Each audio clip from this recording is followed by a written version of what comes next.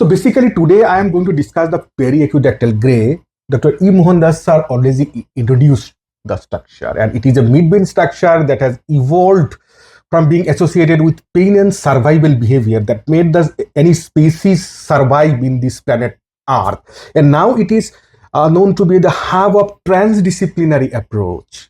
And that's what we are going to unleash in this presentation.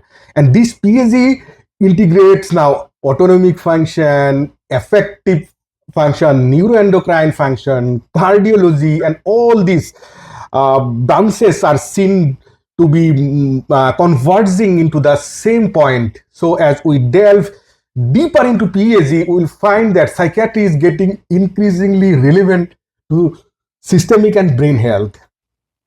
Well, so here's a brief agenda, and I will try my level best to complete it on time. I am having at least 50 minutes of time. It is 8:10. So first of all, I'll be giving the introduction.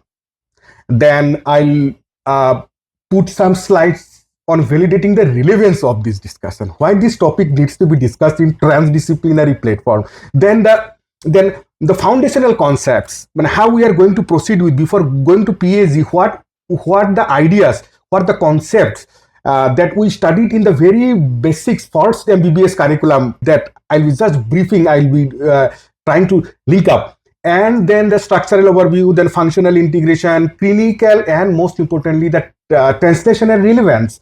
What are the other studies, animal studies, and what are the new techniques that have unleashed the various circuits of periaqueductal gray. And we'll be seeing how this periaqueductal gray is related with chronic illness, psychosomatic medicine.